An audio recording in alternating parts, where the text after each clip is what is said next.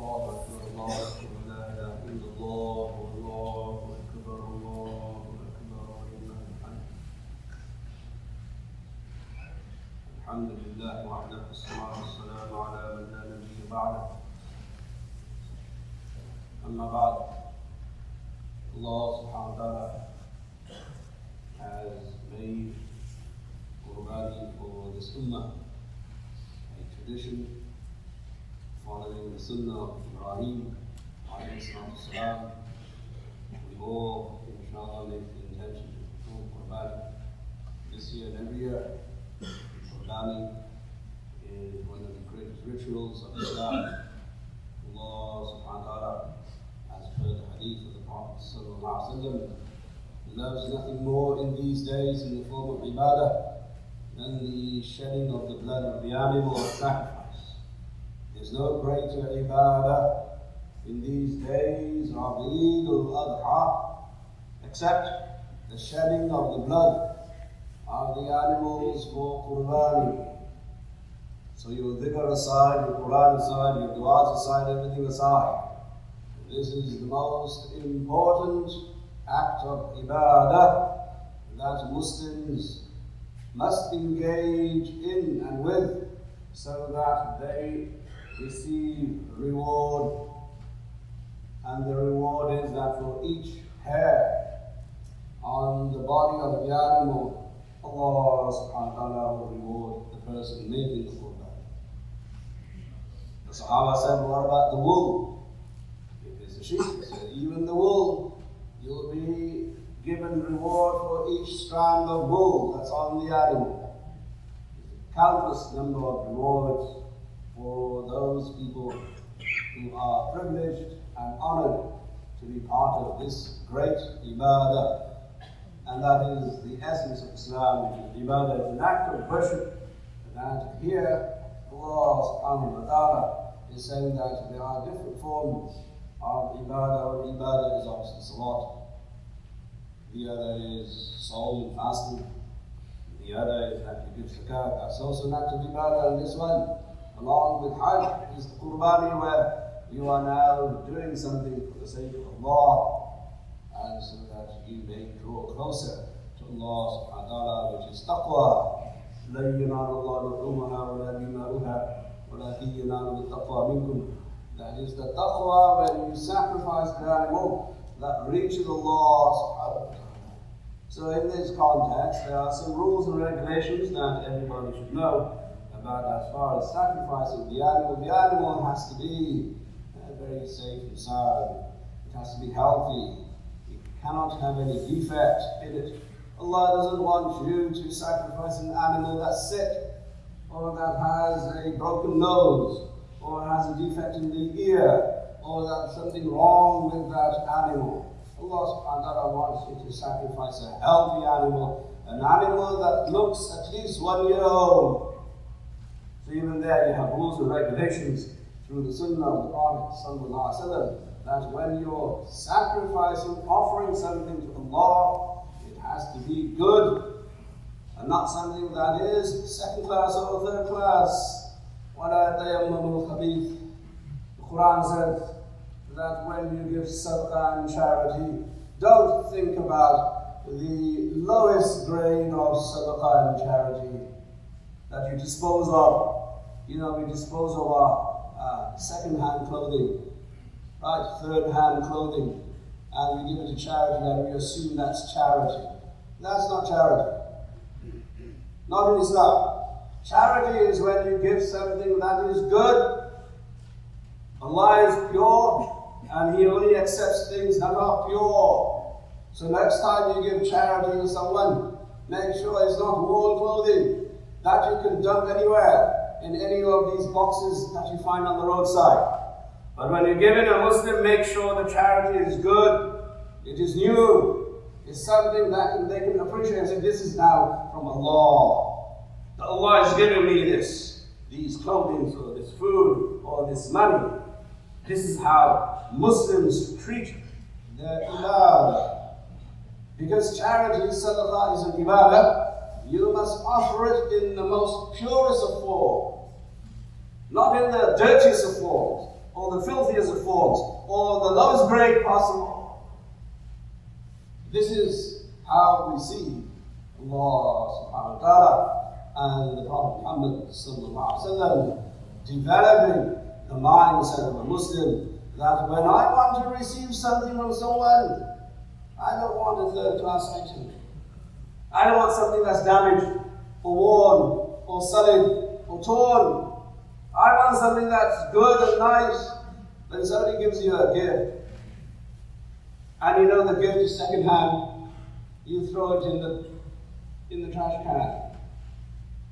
You don't bother with, you throw it in the trash can. That's where it goes, that's where it belongs. Likewise, when someone else is receiving a gift from you, a sadaqah from you, you have to make sure that it is good and pure.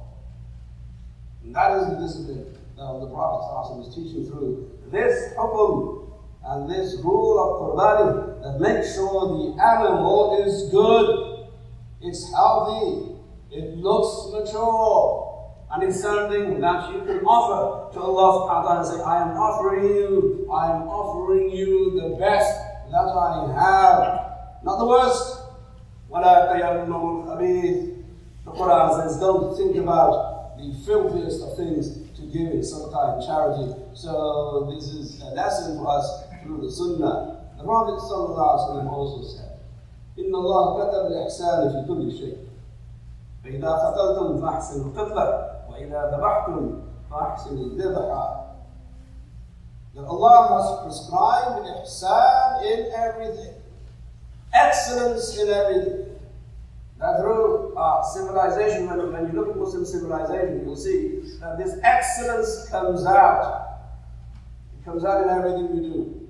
It comes out in the way we worship Allah subhanahu wa ta'ala through ihsan. It comes out in the way that we build our structures and our buildings. You look at the masajid that Muslims have built throughout the centuries, they are spectacular. They're mind-boggling. You go into some of these masajid and all you want to do is sit there and make the dhikr of Allah subhanahu wa ta'ala, because this is ihsan. This is the way we used to do things, with ihsan, with excellence, because this is the Prophet's hukum. This is the sunnah of the Rasul sallallahu alaihi wasallam, that when you do things with excellence. Don't do it haphazardly, as if your heart is not there, your mind is not there. You're doing it grudgingly. وَلَا يَأْتُونَ الصَّلَاةَ إِلَّا هُمْ كُسَالَىٰ. This is the sign of a munafiq, that when he approaches salat very lazily. His heart is not there, his mind is not there. There's no ihsan there. There's no excellence there. There's no pride in the fact that I'm worshipping Allah. So when you look at the Muslim civilization of the old, you'll see that we did things with excellence and pride. Look at the calligraphy that Muslims developed while they were writing the Quran, the Masahif. They used gold and silver, and they used colors to decorate every letter, and they took painstaking efforts to make sure that everything was not just correct, but it was beautiful. With ihsan. Look at the way Muslims have always dressed. Look at their cuisine, how excellent the Muslim cuisine is. Look at the way that they dealt with hygiene and how beautiful they were. Ihsan. Everywhere you go in the Muslim civilization of the past, you will see ihsan. Nothing is haphazard. Nothing is second class. Nothing is done in such a way that looks like, oh, it's just a bunch of guys got together and they said, let's do this Islamically. No. So Allah has prescribed ihsan, excellence in everything. Some people say, this is also applicable in our workplace, which is fine. You can apply that. And we should be with ihsan in our workplace. But the most important is in our ibadah. So here the Prophet ﷺ said that when you kill, then make sure the killing is good. And when you slaughter, make sure the slaughter is good. فَأَحْسِنُوا. Make it good. Now how do you do this? The Prophet ﷺ training the mind of the Sahaba, that later on in the future developments of the Muslim civilization, everything has to be good. The finished product has to be good. When you have customer service, it has to be good. When you have relationships with people, it has to be good. When you're attending people, hosting people, it has to be good. It can't be second class, you just throw things together. The presentation counts. There's a lot to be said about this hadith. That the presentation that you're presenting this animal in front of Allah, and the presentation is what counts. So he said, make sure the animal sacrifice is good. Make it good. Ahsinu. Bring it with ihsan. And how do you do that? How do you do that? You do that by not intimidating the animal. You're going to kill the animal. These two examples the Prophet gave is of destructive acts. Of killing and sacrificing. They're destructive. They're not constructive. The killing part, that's a different issue. When it's state legislated killing, then it has to be swift and less painful. The least painful possible. When you're killing an animal, it has to be the least painful, not for you, for the animal. That is where ihsan comes in. So he would rebuke people who would sharpen the knife in front of the animal. And he would say, why are you killing the animal twice? Don't kill the animal twice, kill it once. It's against ihsan. Yes, the fiqh is okay, you did. And again, haphazardness.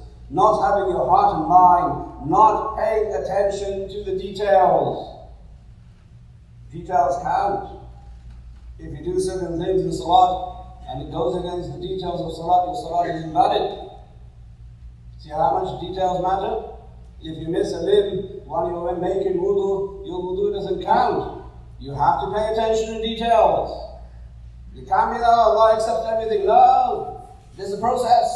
Along the process, there's ihsan, there's excellence. So the Prophet ﷺ said, don't sharpen your knife in front of the animal, because number one, it pains the animal. Number two, it is against ihsan. Umar radiallahu anhu saw that somebody was dragging their animal to sacrifice. Oh, you're thinking the animal's going to die anyway. What the heck? Who cares? So Umar reprimanded him. Don't drag the animal. Don't do this. This is not treating the animal with dignity.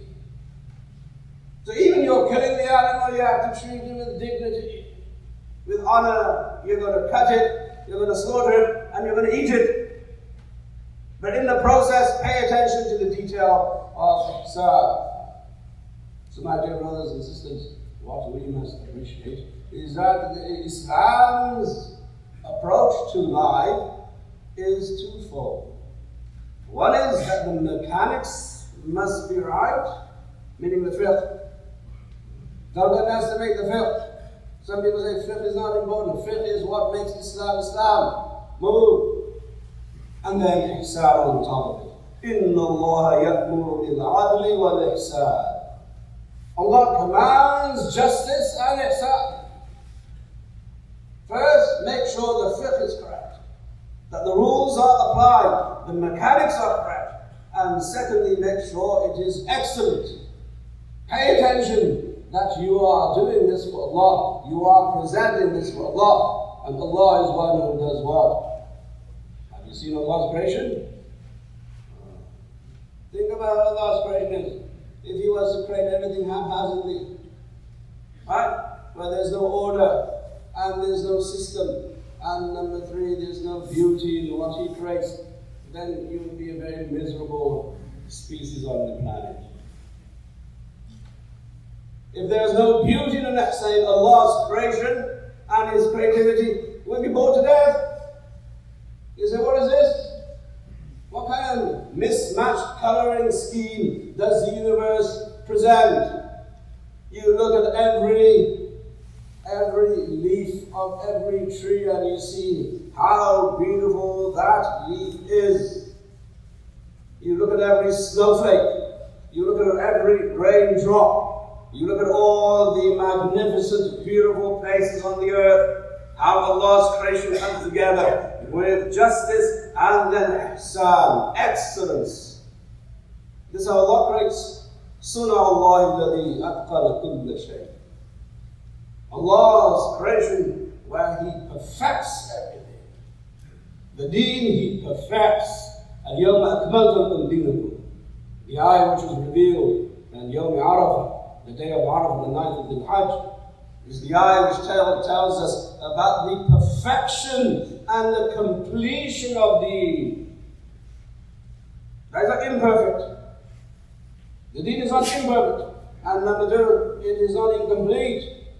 So when we look at the rules and regulations and the prescriptions that a Nabi gives to his followers, it is full of paying attention to details, and it is filled, and it is covered, and it is decorated with ihsan, excellence. This is how a Muslim does things, because that's how Allah prays. So when we give to Allah, we give with taqwa, and we give with dua, and we give with ihsan and excellence, so that we may benefit from Allah subhanahu wa ta'ala's nur, Allah subhanahu wa ta'ala's fadl, Allah subhanahu wa ta'ala's reward and ajr. This is the message of the Khuṭbah. Ibrahim alayhi salam, when he was sacrificing, or trying to sacrifice his son, the knife wasn't working. So he said, let me sharpen the knife again. So he sharpened the knife again. It still wasn't working. Then he sharpened the knife again. It still wasn't working.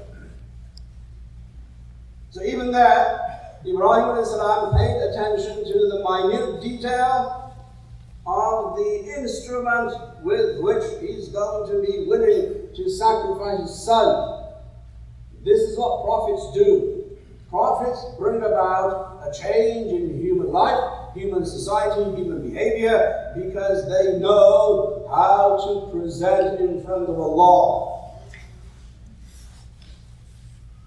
Ya bani Adam, khudhu zinatakum 'inda kulli masjid. O children of Adam, take your beauty wherever you have sajda. Wherever you go, where you make sajda, make sure that is the place where you can say, Alhamdulillah, I'm making sajda in a nice place, good place. Don't happen. Obviously, if you're traveling and you're somewhere and you don't have the ability to do that, that's a different issue. But when you're at home, or when you are arranging a banquet and a feast for people in the hall, then instead of putting the plastic for your sajda, do it properly. Plastic, and you're making sajda on plastic, and you're saying, oh, this is wonderful. It's not wonderful, because the Quran says you should take your zina. Take your zina to the place of worship. Be proud that you're putting your head on this place of worship and place of sajda. Do it properly. Presentation counts.